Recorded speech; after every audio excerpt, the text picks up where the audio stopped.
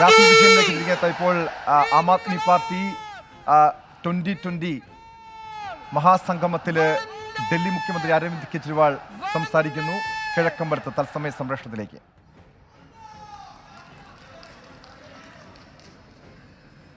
मंच पे बैठे हुए 2020 के सर्वे सर्वा साबू जी, आम आदमी पार्टी के केरला के कन्वीनर सिरियाक साहब, केरला के हमारे प्रभारी राजा जी, आरती जी और केरला के कोने कोने से आए हुए इतनी बड़ी संख्या में सभी भाइयों बहनों,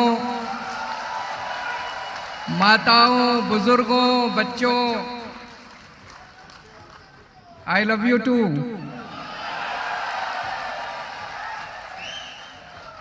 आप सब लोगों को नमस्कारम।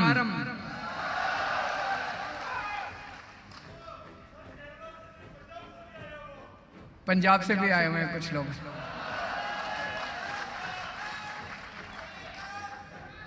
सबसे पहले मैं पूछना चाहता हूं, आप में से कितने लोगों को हिंदी समझ में आती है? मैं हिंदी में बोलूं? ट्रांसलेशन की जरूरत तो नहीं है? पक्का? जिन लोगों को हिंदी नहीं आती है वो अपने पड़ोसी से थोड़ा सा, पड़ोस में जो बैठा उससे बात कर ले। Thank you so much. मैं आज सोच रहा था, जब मैं यहाँ आया था मुझे बड़ा डर लग रहा था कि मेरे को मलयालम नहीं आती है, मैं कैसे बात करूंगा, इतने अच्छे लोग हैं। तो मैं हिंदी में बात करूंगा। जिन जिन दोस्तों को, भाइयों बहनों को हिंदी नहीं आती वो अपने पड़ोसी से, जिसको आती है उससे थोड़ा सा समझ लें। Kerala God's own country. भगवान केरला से बहुत प्यार करते हैं। भगवान ने सब कुछ दिया केरला को।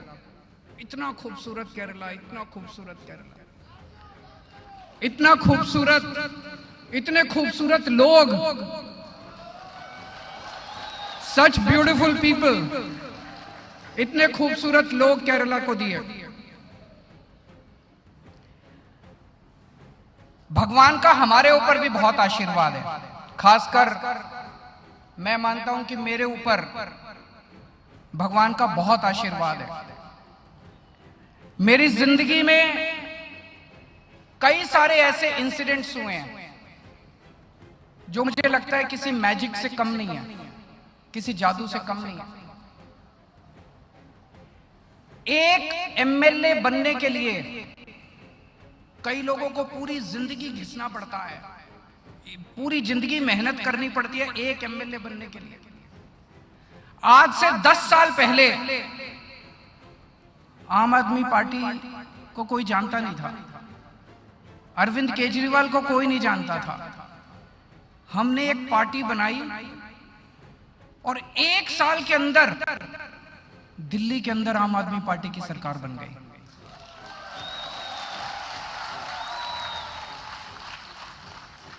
मैजिक है कि नहीं है? लोग कहते हैं केजरीवाल ने किया, केजरीवाल ने नहीं किया, ऊपर वाले ने किया, ऊपर वाले ने किया, भगवान ने किया, ऊपर वाले का करिश्मा है। और फिर एक बार सरकार नहीं बनी, 3 बार दिल्ली के अंदर सरकार बन गई, 3 बार दिल्ली के अंदर सरकार, और फिर पंजाब के अंदर सरकार बन गई। अब केरला में बनानी है कि नहीं बनानी? किस किस को केरला में सरकार बनानी है? हाथ खड़े करें। उधर से लोग हाथ खड़े नहीं कर रहे। हम लोग सच्चाई के रास्ते पे चल रहे हैं, हम लोग ईमानदारी के रास्ते पे चल रहे हैं, हम लोग इंसानियत के रास्ते पे चल रहे हैं। इसलिए ऊपर वाला हमें साथ दे रहा है, इसलिए ऊपर वाले का हमारे को आशीर्वाद है।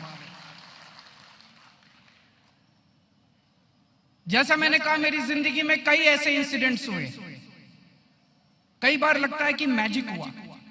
एक बार जब हम अन्ना हजारे जी के साथ भ्रष्टाचार का आंदोलन कर रहे थे, पहले अन्ना जी फास्ट पे बैठे, फिर मैंने 15 दिन का फास्टिंग किया, 15 दिन का अनशन किया, 15 डेज।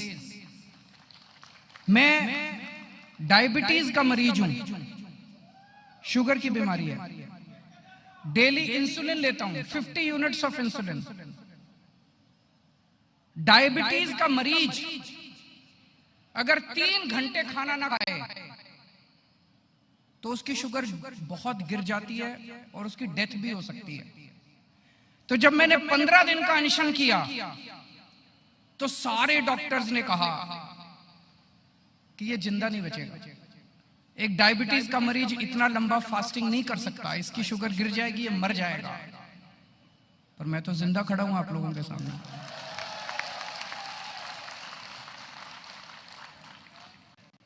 ये ऊपर वाले का आशीर्वाद है। आप में से कितने लोग भगवान पे यकीन रखते हैं? जरा हाथ कर। कौन कौन भगवान को मानता है? भगवान का आशीर्वाद है हमारे। अभी दिल्ली में जब हमने चुनाव लड़े, हमारी नई नई पार्टी थी, पैसे भी नहीं थे हमारे पास, गरीब पार्टी थी, गरीब लोग थे, कैंडिडेट्स भी नहीं थे। दिल्ली में बड़े बड़े 4 time MLA, 5 time MLA, ministers, Sheila Dikshit उस टाइम थी। और हमारे कैंडिडेट क्या थे? एक शालीमार बाग जैसे कंस्टिट्यूएंसी, वहां से एक हाउसवाइफ खड़ी हुई, उसने 4 टाइम एमएलए को हरा दिया। एक स्टूडेंट खड़ा हुआ, अखिलेश त्रिपाठी, मॉडल टाउन से, उसने 4 टाइम एमएलए को हरा दिया। अभी पंजाब में इलेक्शन हुए, चरणजीत सिंह चन्नी जो कि पंजाब के मुख्यमंत्री हैं, उनको पता किसने हराया? एक मोबाइल शॉप में काम करने वाले टेक्नीशियन ने। मोबाइल शॉप में काम करने वाले टेक्नीशियन ने पंजाब के मुख्यमंत्री को हरा दिया।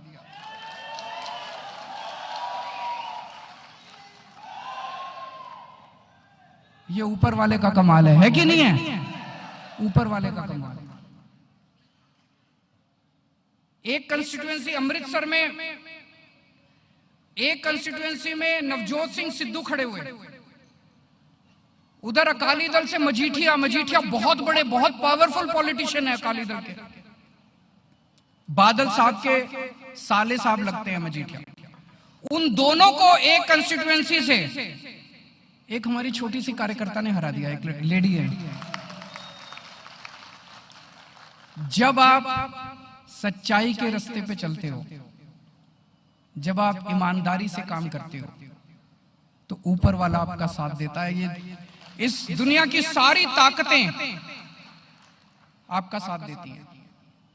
आज देश की राजनीति बहुत खराब हो गई है, बहुत ज्यादा खराब हो गई।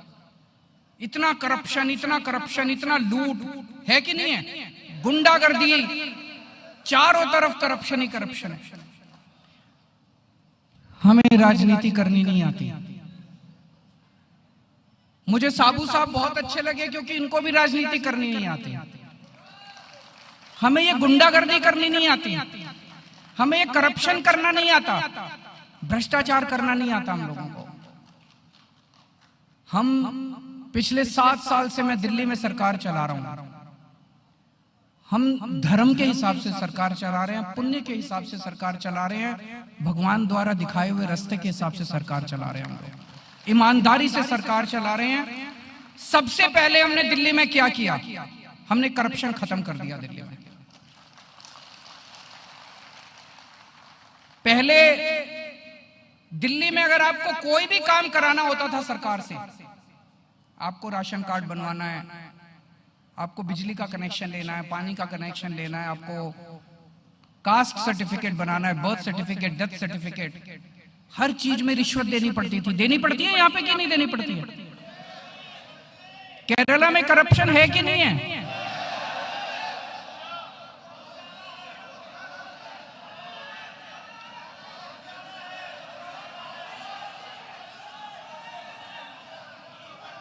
दिल्ली में सबसे पहले हमने आम आदमी के करप्शन को खत्म किया। अब दिल्ली में आपको सरकार से कोई भी काम कराने के लिए पैसे नहीं देने पड़ते, आपका काम घर आके सरकार करके जाती है। हमने कैसे किया? हमने एक टेलीफोन नंबर जारी कर दिया 1076। आप दिल्ली जाएं तो फोन करना उस नंबर पे। अगर आपको सरकार से कोई भी काम कराना है, आप उस नंबर पे कॉल करो, वहां से आवाज आएगी कि आपको सरकार से क्या काम कराना है। मान लीजिए आपको बिजली का कनेक्शन लेना है, आप बोलो मुझे बिजली का कनेक्शन लेना है। वो आपको बताएंगे कि बिजली का कनेक्शन लेने के लिए ये डॉक्यूमेंट्स चाहिए। फिर वो आपसे पूछेंगे कि आपको बिजली का कनेक्शन देने के लिए हम आपके घर कितने बजे आए। आपको गवर्नमेंट डिपार्टमेंट जाने की जरूरत नहीं है, आपको छुट्टी लेने की जरूरत नहीं है, आपको लाइन में लगने की जरूरत नहीं है, आपको दलालों के चक्कर काटने की जरूरत नहीं है, आपको किसी ऑफिसर को रिश्वत देने की जरूरत नहीं है। गवर्नमेंट आपके घर आके आपका काम करके जाती है, आपका कनेक्शन देके जाती है। केरला में होना चाहिए कि नहीं होना चाहिए? हमने बड़े लेवल पे भी करप्शन खत्म किया। पहले क्या होता था, 100 करोड़ का प्रोजेक्ट 1000 करोड़ का बनाते थे ऑफिसर्स, 1000 करोड़ का बनाते थे। ये सारा पैसा खा जाते थे, पॉलिटिशियन भी खा जाते थे, नेता भी खा जाते थे, ऑफिसर भी खा जाते थे। अब दिल्ली में ईमानदार सरकार आई, हमने एक एक प्रोजेक्ट में पैसा बचाना चालू किया। और पैसा बचा के क्या किया? दिल्ली में बिजली फ्री कर दी। दिल्ली में आज 24 घंटे बिजली आती है, पावर कट नहीं लगते। पहले जब हमारी सरकार बनी थी उसके पहले 8-8 घंटे के पावर कट लगते थे, पूरा बिजली नहीं आती थी, वोल्टेज फ्लक्चुएशन होते थे। और इतनी महंगी बिजली थी, 5000 10,000 रुपए एक आदमी का बिल आता था बिजली का। 5 साल में हमने बिजली 24 घंटे कर दिया। दिल्ली में इन्वर्टर की दुकानें बंद हो गई हैं, जनरेटर की दुकानें बंद हो गई हैं। इन्वर्टर मिलता नहीं है वहां पे, इन्वर्टर बिकता ही नहीं है, जनरेटर बिकता ही नहीं है, इन्वर्टर की दुकानें बंद, जनरेटर 24 घंटे बिजली आती है और फ्री में बिजली आती है। फ्री बिजली चाहिए नहीं चाहिए केरला को? जिसको फ्री बिजली चाहिए दोनों हाथ खड़े करके बताइए। फ्री बिजली चाहिए? हो सकता है, हो सकता है। दिल्ली में करके दिखाया, यहां भी हो सकता है। एक ही शर्त है, ईमानदार सरकार चाहिए।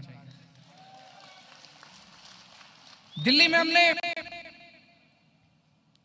दिल्ली के 2 करोड़ लोग हैं। हर आदमी के लिए, हर औरत के लिए, हर बच्चे के लिए, चाहे इस धर्म का हो चाहे उस धर्म का हो, चाहे इस जाति का हो चाहे उस जाति का हो, चाहे अमीर हो चाहे गरीब हो, हर आदमी का सारा इलाज हमने मुफ्त कर दिया। आपको अगर बुखार है, आपके घर के पास हमने मोहल्ला क्लिनिक खोल, मोहल्ला क्लिनिक सुना आप लोगों ने? हमने आपके घर के पास मोहल्ला क्लिनिक खोल दिया। मोहल्ला क्लिनिक में जाइए, दवाई लेके आइए, दवाई free, test free, doctor free, सब फ्री।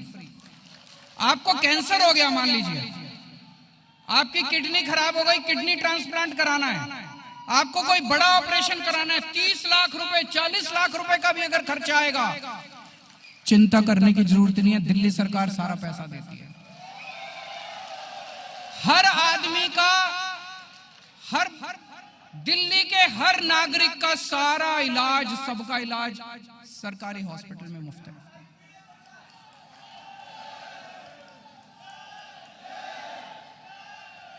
दोस्तों आप सोच के देखो, जिन जिन लोगों का, एक मैंने देखा है बहुत गरीब लोगों को, अगर गरीब के घर में तो छोड़ो, मिडिल क्लास के घर में भी अगर कोई बड़ी बीमारी हो जाए, भगवान ना करे किसी को बीमारी हो, हार्ट की बीमारी हो जाए, ब्रेन की बीमारी हो जाए, कैंसर हो जाए, आज प्राइवेट अस्पतालों में इतना महंगा हो गया इलाज की जमीन बिक जाती है, सारी सेविंग्स बिक जाती है, सारी ज्वेलरी बिक जाती है, होता है कि नहीं होता है? जिन लोगों का हमने इलाज कराया, डेली दिल्ली के अंदर इतने लोग अस्पतालों में इलाज कराने जाते हैं, कितनी दुआएं देते हैं वो लोग हमें, कितना आशीर्वाद देते हैं हमें। यही तो भगवान की सच्ची पूजा है कि नहीं है? यही तो भगवान की सच्ची पूजा है, यही तो धर्म है।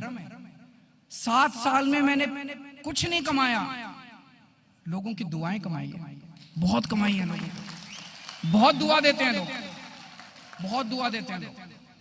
और उन्हीं की वजह से आज पूरे देश के अंदर दिल्ली मॉडल की चर्चा हो रही है। पहले दिल्ली के सरकारी स्कूल बहुत खराब थे। 16 लाख बच्चे दिल्ली के सरकारी स्कूलों में पढ़ते हैं। इतने खराब स्कूल, दीवारें टूटी हुई थी, छत टूटी हुई थी, डेस्क नहीं थे, टीचर आते नहीं थे, बच्चे भी आते थे 1 घंटे में घर भाग जाते थे, टॉयलेट्स नहीं थे, पीने का पानी नहीं था, इतना बुरा हाल था। 16 लाख बच्चों का भविष्य पूरी तरह से खराब था। एक मजदूर का बच्चा, रिक्शे वाले का बच्चा, ये लोग भेजते हैं अपने बच्चों को सरकारी, उनका भविष्य यही था, मजदूर का बच्चा मजदूर बनेगा, रिक्शे वाले का बच्चा रिक्शे वाला बनेगा। 5 साल में आके हमने सरकारी स्कूलों को शानदार बना दिया।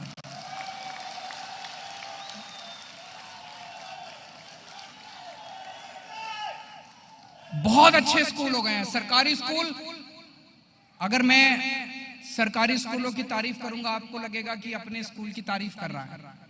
इस साल दिल्ली के सरकारी स्कूलों के रिजल्ट्स, दिल्ली के सरकारी स्कूलों के बोर्ड के एग्जाम के रिजल्ट्स 99.7% आए हैं। भारत के इतिहास में आज तक कभी नहीं हुआ। स्कूल इतने अच्छे हो गए हैं, इस साल 4 लाख बच्चों ने अपने नाम प्राइवेट स्कूलों से कटा के सरकारी स्कूल में कराए हैं। आप सोच के देखो, ये 16 लाख बच्चे और इन 16 लाख बच्चों के माँ बाप हमें कितनी दुआएं देते हैं। ये तो असली भगवान का काम है कि नहीं है? यही असली भगवान की पूजा है। और क्या होता है? दूसरों की सेवा करना। जब से हमारी सरकार बनी है, हम केवल और केवल धर्म के अनुरूप पुण्य कमा रहे हैं, धर्म के अनुरूप काम कर रहे हैं। आज मैं ये देख रहा था, दिल्ली में आज अगर एक गरीब आदमी, मिनिमम वेजेस दिल्ली में 15,000 रुपए के करीब है। एक गरीब आदमी को जिसको मिनिमम वेज मिलते हैं 15,000 रुपए, वो बड़े आराम से गुजारा कर लेता है। उसके बच्चों की स्कूलिंग फ्री है, घर में सारा इलाज फ्री है, सरकार उसको मुफ्त राशन देती है, उसका ट्रांसपोर्ट फ्री है, महिलाओं का ट्रांसपोर्ट फ्री है, बिजली फ्री है, पानी फ्री है। और ये मुश्किल नहीं है, ये केवल इसलिए है क्योंकि दिल्ली के अंदर आज एक ईमानदार सरकार है। मेरी जिंदगी का तो एक ही मकसद है। मुझे लगता है हमारे देश के लोग बहुत अच्छे हैं। हमारे देश में इतने अच्छे लोग हैं, बाहर जाते हैं, विदेशों में जाते हैं, हम सुनते हैं, जितनी मल्टीनेशनल कंपनीज उठा के देख लीजिए, टॉप के ऊपर आपको इंडियन बैठा हुआ मिलेगा कहीं ना कहीं। देश के अंदर इतनी अच्छी अच्छी स्टोरी सुनते हैं, कैसे लोग अपने स्पेयर टाइम में बच्चों को पढ़ा रहे हैं, कोई किसी की मदद कर रहा है, कोई कुछ कर रहा है, कोई कुछ कर रहा है। इन सारे 130 करोड़ लोगों को जोड़ के हमें अब एक अलायंस बनाना है। इस देश के अंदर 130 करोड़ लोगों का अलायंस बनाना। हमें राजनीति करनी नहीं आती, हमें भ्रष्टाचार करना नहीं आता, हमें दंगे करने नहीं आते। अगर आपको राजनीति चाहिए, इनके पास चले जाओ। अगर आपको दंगे चाहिए, इनके पास चले जाओ। अगर आपको भ्रष्टाचार करप्शन चाहिए, इनके पास चले जाओ। अगर आपको तरक्की चाहिए, स्कूल चाहिए, हॉस्पिटल चाहिए, तो आप हमारे पास जाओ। आज इतनी बेरोजगारी है, इतनी बेरोजगारी है चारों तरफ। दिल्ली में पिछले 5 साल में हमने 12 लाख बच्चों को नौकरियां दी हैं, 12 लाख बच्चों को, 1.2 मिलियन दी जा सकती है, पॉसिबल है। मैंने सुना अभी साबू जी बोल रहे थे यहां पे 40 लाख बच्चे तो एम्प्लॉयमेंट एक्सचेंज में रजिस्टर्ड है, अनएम्प्लॉयमेंट है। ये दूसरी पार्टी वाले आपके बच्चों को कभी नौकरी नहीं देंगे, ये आपके बच्चों को कभी शिक्षा नहीं देंगे। क्यों? इनको अपनी पार्टी में दंगे कराने के लिए, लफंगई कराने के लिए लोग चाहिए। ये दूसरी पार्टी वाले आपके बच्चों को कभी नहीं पढ़ाएंगे, कभी अच्छी नौकरी नहीं देंगे, क्योंकि इनको दंगे कराने हैं, लफंगई करानी है, गुंडागर्दी करनी है। हम लोग शरीफ लोग हैं, हमें गुंडागर्दी नहीं करनी है, करनी भी नहीं आती, हमें करनी भी नहीं है।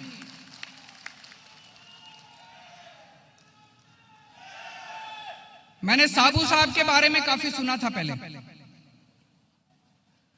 बहुत बड़े उद्योगपति हैं, बहुत सक्सेसफुल बिजनेसमैन है, बहुत बड़े इंडस्ट्रियलिस्ट हैं।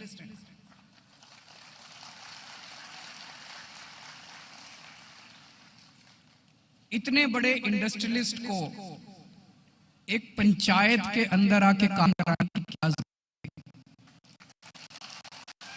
है कि नहीं है? है कि नहीं है? इतने बड़े इंडस्ट्रियलिस्ट को आज हमारे देश में जितने इंडस्ट्रियलिस्ट हैं, कोई कहता है नंबर 1 बन गया, कोई कहता है दुनिया का नंबर 5 में आ गया, कोई होड़ लगी हुई है, हवस लगी हुई है उन लोगों को। ये एक ऐसा शख्स है जो बिजनेसमैन होते हुए कहता है मैं पंचायत की सड़क बनवाऊंगा, वो कहता मैं गरीबों को उनके घर दूंगा। आज मैं गया इनका काम देखने के लिए, अभी तक तो सुना था, मैं भी वहीं से आ रहा हूं, इनका काम देख के आ रहा हूं। ये लोगों को सस्ता सामान देते हैं, महंगाई से बचाते हैं। उस पंचायत की इन्होंने सड़कें इतनी अच्छी कर दी, स्कूल अच्छा कर दिया। पहले उस पंचायत पे 36 लाख रुपए का घाटा था, आज उस पंचायत के 14 करोड़ रुपए बैंक में फिक्स डिपॉजिट।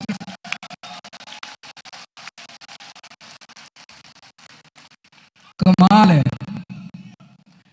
कमाल है। इनको भी राजनीति करनी नहीं आती, ये भी धर्म का काम कर रहे हैं। जितना काम कर रहे हैं धर्म का काम कर रहे हैं, पुण्य का काम कर रहे हैं, ऊपर वाले का काम कर रहे हैं, गॉड्स वर्क कर रहे हैं, नहीं कर रहे हैं।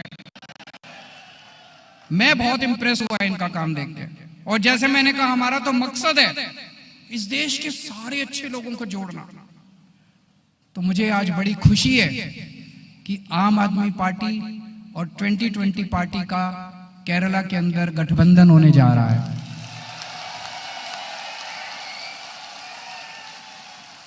अब हम सब लोगों को मिलके केरला को बदलना है। पहले दिल्ली को बदला, फिर पंजाब के लोगों ने मौका दिया, अब केरला बदलना है कि नहीं बदलना? Thank you so much.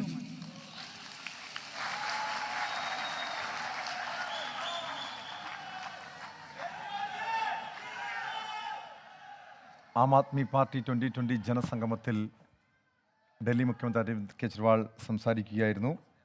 കേരളത്തിലും ഭരണം പിടിക്കാൻ കഴിയുമെന്നാണ്, സർക്കാർ ഉണ്ടാക്കാൻ കഴിയുമെന്നാണ് അരവിന്ദ് കെജ്രിവാൾ ജനസംഗമത്തിൽ പ്രഖ്യാപിച്ചത്. 10 വർഷം മുൻപ് AAPയെയും കെജ്രിവാളിനെയും ആർക്കും അറിയില്ലായിരുന്നു. 1 വർഷം കൊണ്ട് ഇവിടെ സർക്കാർ ഉണ്ടാക്കി, പഞ്ചാബിലും സർക്കാർ രൂപീകരിച്ചു. സത്യത്തിൻ്റെ പാതയിലാണ് ആം ആദ്മി പാർട്ടി സഞ്ചരിക്കുന്നത്. അതിനാലാണ് മുകളിലിരിക്കുന്നവൻ്റെ ആശീർവാദം നമുക്ക് മേലുള്ളത്. അതുകൊണ്ട് തന്നെ കേരളത്തിലും സർക്കാർ ഉണ്ടാക്കാൻ സാധിക്കുമെന്ന പ്രഖ്യാപനമാണ്, വാക്കുകളാണ് അരവിന്ദ് കെജ്രിവാൾ പങ്കുവച്ചിരിക്കുന്നത്. 1 വർഷം കൊണ്ടാണ് ആം ആദ്മി പാർട്ടി ഡൽഹിയിൽ സർക്കാർ ഉണ്ടാക്കിയത്. ദൈവത്തിൻ്റെ മാജിക്കാണ്. അതുകൊണ്ട് തന്നെ കേരളത്തിലും ഇത് സാധ്യമാകുമെന്നാണ് അരവിന്ദ് കെജ്രിവാൾ പറഞ്ഞത്. കേരളത്തിലെ ആം ആദ്മി പാർട്ടിയുടെയും 2020യുടെയും പ്രമുഖ നേതാക്കളും ഈ യോഗത്തെ കിഴക്കമ്പലത്ത് നടക്കുന്ന ജനസംഗമത്തിൽ പങ്കെടുക്കുന്നുണ്ട്. നൂറുകണക്കിന് ആളുകളാണ് ഈ ജനസംഗമത്തിൽ പങ്കെടുക്കുന്നത്. ലോകത്തെവിടെയായാലും ഏത് സമയത്തും 24 വാർത്തകളും ഓഗ്മെന്റഡ് റിയാലിറ്റി പാക്കേജുകളും എക്സ്പ്ലെയിനറുകളും വിശദമായി കാണാൻ ഞങ്ങളുടെ യൂട്യൂബ് ചാനൽ നിങ്ങൾക്ക് സബ്സ്ക്രൈബ് ചെയ്യാം.